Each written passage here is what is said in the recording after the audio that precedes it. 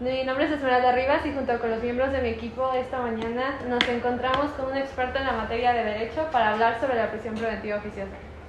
Egresado con mención honorífica de la distinguida Universidad Veracruzana, doctor en Derecho Público, jurista, autor de la obra escrita Facultad Reglamentaria y exdirector de la Facultad de Derecho de la Universidad Veracruzana. Doctor Mario Fabio, mucho gusto. Muchas gracias por la invitación, muchachos. No, gracias a usted por aceptar nuestra entrevista. Bueno, doctor, usted sabe que el tema de la prisión preventiva últimamente ha causado mucho revuelo aquí en México. Esto ha sido un tema que ha salido más recientemente, a pesar de que es, ya tema viejo. Y vamos a hablar sobre la Suprema Corte inicialmente y sobre el proyecto del ministro Luis María Aguilar Morales, que elaboró y presentó el proyecto de la Suprema Corte, en el cual propone al Pleno de la Corte declarar inconvencional la prisión preventiva oficiosa, para lo cual se busca invalidar el artículo 167, párrafo séptimo del Código de Procedimientos Penales y el artículo 19 constitucional, a causa de ser violatorio de derechos humanos como lo son la presunción de inocencia y la libertad personal, pero no se aceptó en su totalidad por los demás ministros. Debido a ello tuvo que retirarlo, pero sosteniendo que elaborará un nuevo con la decisión, tratando de rehacerlo, manteniendo presente la decisión de los demás ministros. Y la discusión del pasado 5 de septiembre del año en curso, en la que estableció su perspectiva de que no existe la facultad de la Corte para inaplicar el artículo de la Constitución, como sería el artículo 19. Ahora, doctor, ¿piensa usted que este nuevo proyecto acotaría o pondría candados? Bien, el tema de la prisión preventiva oficiosa, así como muchos otros, parten de considerar a un sistema jurídico con una serie de garantías o mecanismos que intentan de alguna forma salvaguardar la paz, la estabilidad social y también, por supuesto, los derechos de aquellas personas que han sido de alguna manera violentadas mediante la comisión de hechos delictivos. La prisión preventiva oficiosa es una figura que forma parte de cualquier medida cautelar que en el ámbito de un sistema penal con las características, en ese caso propias de México, puede ser una de tantas posibilidades precisamente para hacer efectiva, en este caso, la intervención del Estado mediante la aplicación del ius puniendi, la cuestión en este caso del castigo o la sanción a los responsables de hechos delictivos, atendiendo a la gravedad y demás circunstancias. El hecho de que en los últimos tiempos, varias figuras del derecho penal, entre ellas el arraigo, años más anteriores, y ahora la prisión preventiva oficiosa, se incorporan en el texto supremo, ha dado lugar a una gran cantidad de distorsiones o, diría yo, elementos que tratan de desvirtuar o desnaturalizar la finalidad esencial de esta intervención penal. El asunto tiene que ver no solamente con esta parte, digamos, de garantizar la reparación del daño a víctimas, garantizar el castigo a los detenidos, sino sobre todo cómo se ha venido entendiendo. Se parte de una falsa premisa en la cual se dice que el hecho de que la Constitución contenga este tipo de figuras automáticamente exige o vincula a los órganos de procuración e impartición de justicia a su aplicación, lo cual es totalmente inexacto, precisamente porque, como ustedes lo saben, una de las principales tareas del juez es esencialmente, en un Estado democrático, el ser el director del proceso. Y al ser el director del proceso, el juez tiene importantes y delicadas tareas para que, a la luz del caso concreto, pueda determinar, de acuerdo a los indicios, los datos de prueba o demás evidencia, cuáles vendrían siendo en esa primera etapa aquellos aspectos que garantizarían cautelarmente la continuación del proceso penal. El tema de la prisión preventiva oficiosa coexiste con una gran cantidad de medidas que ustedes, por supuesto, deben de conocer ya, como es el tema de la prisión domiciliaria, el tema de el asistir a los juzgados a firmar, el uso de dispositivos electrónicos, Pero en todo momento tendrá que ser a partir de una serie de análisis, una serie de argumentos, en este caso consistentes, en los cuales los jueces, no de manera automática, sino a la luz del caso concreto, puedan dar las mejores razones para justificar el por qué se aplica una medida que ya en este caso no solo el proyecto del ministro Luis María Aguilar, sino recordemos que tenemos ante nosotros ya una inminente sentencia de la Corte Interamericana de Derechos Humanos en el famoso caso García y Reyes en contra de México, en donde ya en las audiencias preliminares, una sostenida en agosto de este año, se llegó a perfilar, en este caso, la inconvencionalidad de la prisión preventiva oficiosa, principalmente por vulnerar los aspectos más esenciales del debido proceso y, por supuesto, de la tutela efectiva, incluso el propio tema del acceso a la justicia. ¿Qué ha dicho la Corte Interamericana y qué se refleja también en el proyecto de sentencia del ministro Luis María Aguilar? Bueno, primero, la prisión preventiva oficiosa constituye una pena adelantada, una pena anticipada. Es decir, tenemos cientos de casos. Ustedes en el documento que me hicieron llegar manejan una estadística que es escalofriante. Imagínense ustedes tener en un universo de más de 200,000 personas privadas de su libertad, más de 90,000 en este caso, que han recibido como medida cautelar una sanción, si se puede llamar así, de este tipo, y peor aún cuando los límites o plazos constitucionales han sido totalmente rebasados. Esa disposición donde se establece que no podrá exceder de 2 años, pues finalmente basta y sobra que ustedes hagan un análisis empírico en la realidad y van a ver que es algo que finalmente queda prácticamente como letra muerta, en donde es precisamente en este caso de García y Reyes contra México, en donde se demuestra la parte más, diría yo, inhumana, la parte más cruda de una aplicación del sistema penal, no solamente de una medida cautelar desproporcionada, sino incluso acompañada de prácticas tradicionales de tortura, prácticas tradicionales en las cuales no se está juzgando de acuerdo a las reglas del debido proceso y se está profiriendo daños a veces irreparables a las víctimas. Estas personas que fueron a la Corte Interamericana llevaban 17 años en prisión y ahora, bueno, a partir de estas circunstancias ha llegado a tener una medida, en este caso cautelar distinta, pero me parece que en muchas de sus esferas el daño pues está consumado. Esperemos, y yendo directamente a la pregunta, primero que la Corte Interamericana perfile una determinación en ese sentido. Me parece que no hay forma de poder esquivar esa inconvencionalidad, sobre todo cuando enfrentamos una medida cautelar tan desproporcionada y tan fuerte con principios del sistema acusatorio y del sistema jurídico en general en México, como el de la presunción de inocencia. Entonces, cuando hablamos de esto, por un lado, se perfila la inconvencionalidad y a nivel interno, esta discusión a lo mejor de teoría jurídica o de argumentación jurídica, en donde se dice que la Constitución pueda ser inaplicada por violar la Convención, es un tema que su servidor ve de otra manera. Recuerden ustedes, bueno, están obviamente en semestres, diría yo, iniciales, pero yo espero que cuando vayan en semestres superiores lo puedan profundizar más. Recordemos que en 2011, ya les platicaron sus profesores, hubo un cambio de paradigma en México. Se instituyó, se aterrizó, se incorporó en sede interna el derecho internacional de los derechos humanos, en el artículo 1. Esa incorporación, fíjense bien, si ustedes leen ese artículo, lo que hizo fue poner en el mismo rango jerárquico, en el más alto rango jerárquico del orden jurídico mexicano, a la Constitución y a los derechos que tiene consagrados y a los derechos humanos contenidos en pactos, tratados o convenciones de los cuales el Estado mexicano forma parte. Esto quiere decir que los derechos humanos, tanto de fuente constitucional como internacional, son constitución, están en la más alta jerarquía normativa. Entonces, por esa situación, desde mi punto de vista, resultaría técnicamente incorrecto hablar de una inaplicación. Lo que se tiene que hacer cuando tenemos un gran bloque de constitucionalidad, convencionalidad, ¿por qué? ¿Por qué es bloque? Porque son los derechos de la Constitución y los derechos de tratados en el mismo nivel. Lo que se tiene que hacer en ese gran bloque es tratar de generar nuevas herramientas, nuevos métodos de interpretación, nuevas formas de poder armonizar y conciliar las normas, los principios y demás elementos axiológicos que establece ese bloque de derechos. ¿Y qué quiere decir esto? Que el juez, como director del proceso, más que inaplicar la propia Constitución por preferir un tratado internacional,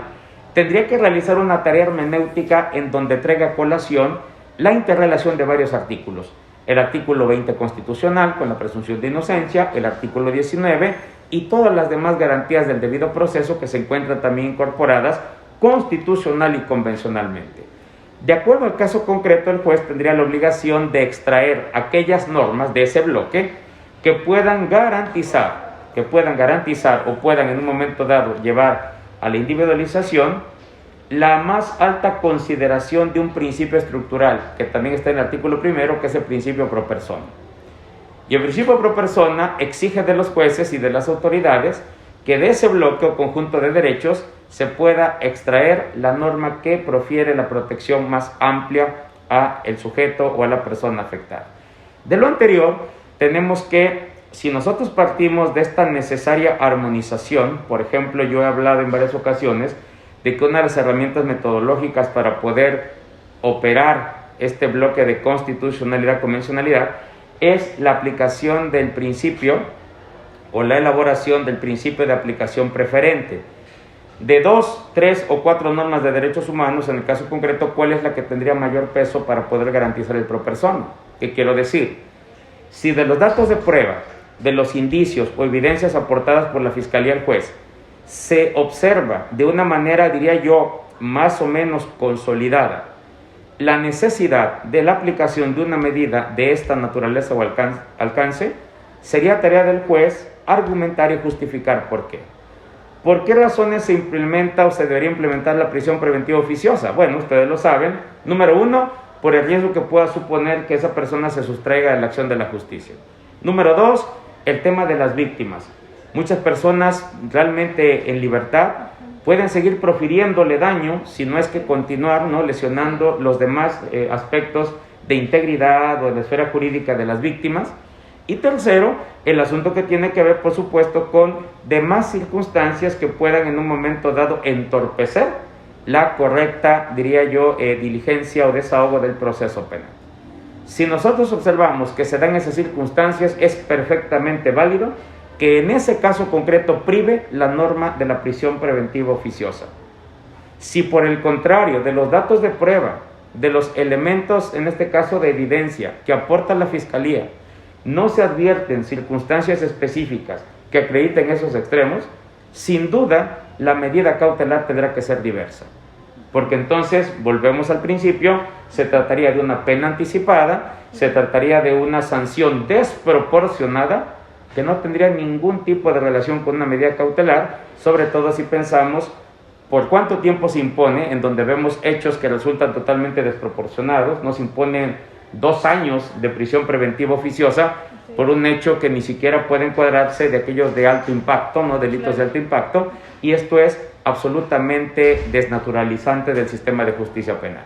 Entonces, desde mi punto de vista, no podría existir en aplicación de la Constitución para preferir la Convención. ¿Qué hay que hacer? Interpretar el bloque de derechos armónicamente, de acuerdo a nuevos principios o reglas hermenéuticas, tratando de individualizar o tratando de aplicar al caso concreto aquellos que puedan redundar en el principio pro persona como la protección más amplia. Pero esto no quiere decir que el propio tema de la prisión preventiva oficiosa tenga que aplicarse en automático, y sobre todo algo muy grave, cuando un fiscal o cualquier otra autoridad señala únicamente que tú eres, en este caso, actor o formas parte de hechos delictivos que están en la lista del artículo 19 constitucional. Esto no aplica así o no debería aplicar así. Sí. Si se hace de esa manera, yo les puedo asegurar que el propio asunto de las medidas cautelares pudiesen tener una serie de transformaciones hacia un derecho penal más humanista, pero ojo, muchísimo más certero que aquellos, en este caso, tiempos en los cuales se llegaba a afirmar, y que hasta la fecha se dice,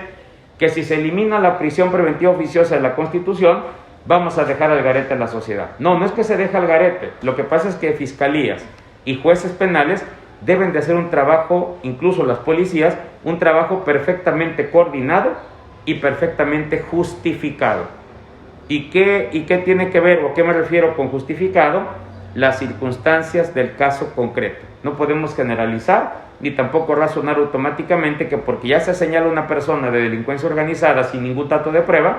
le vas a aplicar esa medida cautelar. Claro, hay situaciones de la flagrancia, etcétera. Bueno, ahí obviamente son otras situaciones, pero igualmente el juez, aunque lo diga la Constitución, tiene que sopesar en el caso concreto si es la medida idónea, proporcional y necesaria, o por el contrario, se va por una medida alternativa porque él es el director del proceso. Y ustedes lo saben, esas medidas cautelares en cualquier momento de cambiar las circunstancias pueden por supuesto ameritar la renovación o la transformación de dichas medidas, en donde si una persona está en prisión domiciliaria e intenta evadir la justicia,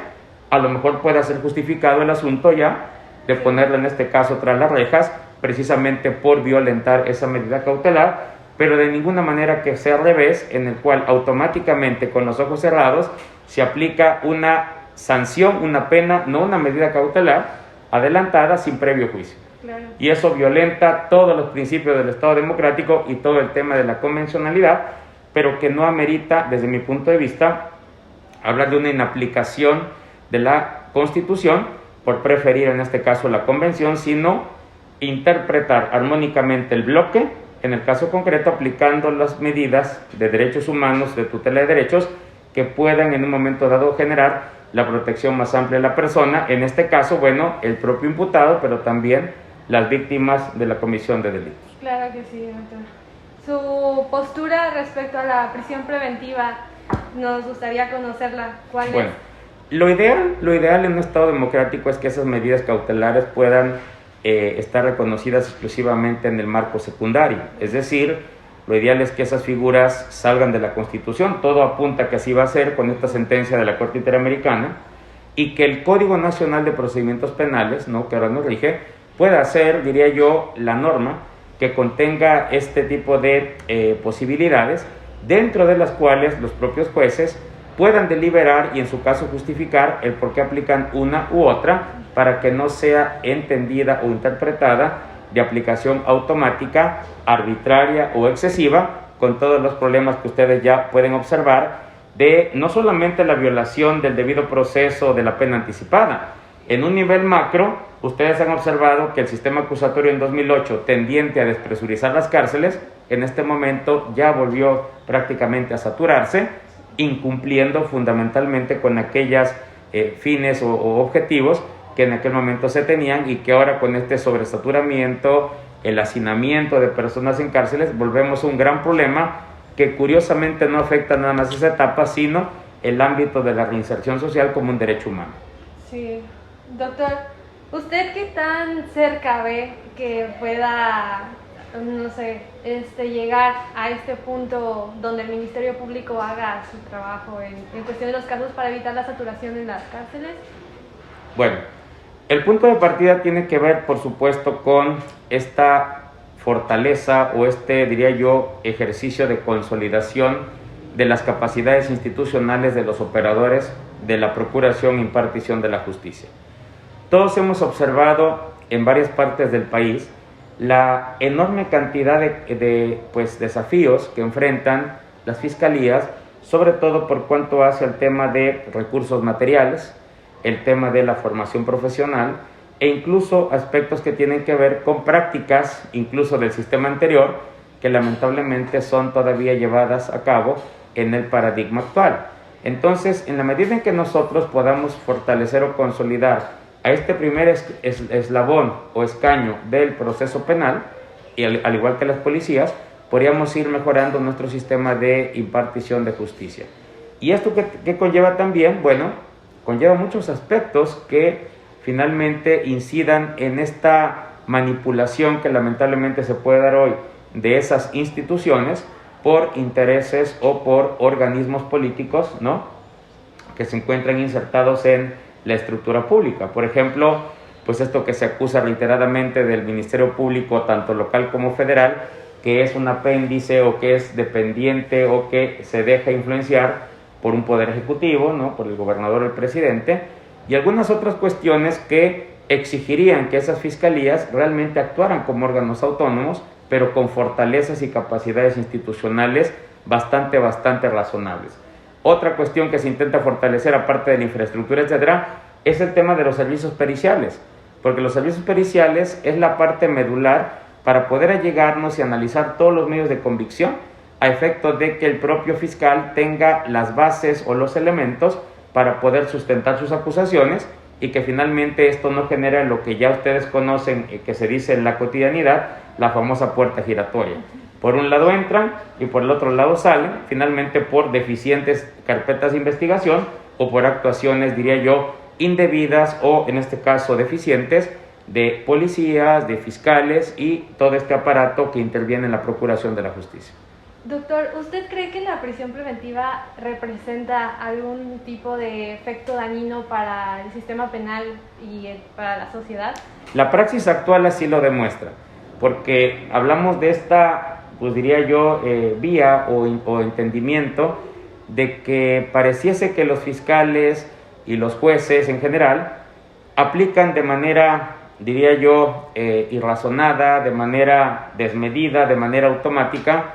una medida cautelar que en los hechos se convierte, decía yo, en una pena anticipada. Entonces esto, decíamos, enfrentado al debido proceso, a la presunción de inocencia, pues desde luego que puede generar un efecto, está generando un efecto dañino en las personas, porque aparte, recuerden ustedes, tenemos la otra cara de la moneda, que es que cuando esas personas, si es que llegan a salir en libertad, apelando a esta inconstitucionalidad o inconvencionalidad de la prisión preventiva oficiosa, también tendríamos en este caso que voltear hacia el aspecto de la reparación de los derechos humanos. ¿Quién le va a reparar los derechos a esas personas? Estuvieron acusadas, estuvieron señaladas, pero si salen en libertad, ¿quién les va a reparar los derechos? ¿En qué vía? ¿Ante qué autoridad? ¿Y con qué procedimiento? Tenemos una ley general de víctimas, pero realmente a la hora de su implementación o de su aspecto operativo, pues es una ley que crea a una institución garante que el día de hoy lucha por tener presupuesto, que le han disminuido drásticamente recursos económicos y que por lo tanto se ve prácticamente imposibilitada para poder acompañar o garantizar los derechos a la reparación del daño o la reparación en general de aquellos que han sido, en este caso, víctimas de un delito o víctimas del propio sistema penal. Doctor, para concluir, ¿usted cree que la prisión preventiva oficiosa es uno de los signos más evidentes del fracaso del sistema de administración de justicia aquí en México? Bueno, diríamos nosotros que en el entendimiento y aplicación actual sí. Que requeriría una reinterpretación, por eso es importante la sentencia que se va a discutir en la Suprema Corte, ya entiendo que la van a reformular, pero que sin duda tendría que ir o tendría en este caso que apuntar a la esencia de la función judicial, en donde el propio juzgador, atendiendo a los datos de prueba, a las evidencias, a estos medios de convicción, tendría la posibilidad, en el caso concreto, de elegir dentro de todas las medidas posibles cautelares, aquella que pueda corresponder a todos estos elementos, decía yo, la gravedad del delito, los medios de prueba, etcétera, y con base en eso poner esta medida cautelar o en este caso una medida alternativa, la cual puede modificar o puede cambiar si también cambian las condiciones en las cuales se dictó y cómo se está realizando. Por lo tanto, es la aplicación actual y su entendimiento lo que está desnaturalizando, desdibujando el modelo de justicia o sistema penal acusatorio, y lo que se trataría es de una reinterpretación. Yo no hablo de ningún tipo de reforma sustantiva, digamos, en el ámbito secundario, y sí, como apunta en este caso la Corte Interamericana, es muy probable que en la sentencia que venga condenando a México se exija o se pida la supresión de la prisión preventiva oficiosa de la Constitución y solamente quede en ley secundaria en el Código Nacional de Procedimientos Penales, que es perfectamente la norma aplicable de entre diferentes medios o alternativas para que el juez pueda hacer valer la ley y se puedan castigar a los verdaderamente responsables de la comisión de un delito, atendiendo a su gravedad y atendiendo a su proporcionalidad. Doctor, le agradezco muchísimo por su tiempo, fue un gusto tenerlo con nosotros. Estoy a sus órdenes, muchas gracias. Igualmente, gracias. Muchas gracias, espero vernos después. Claro que sí.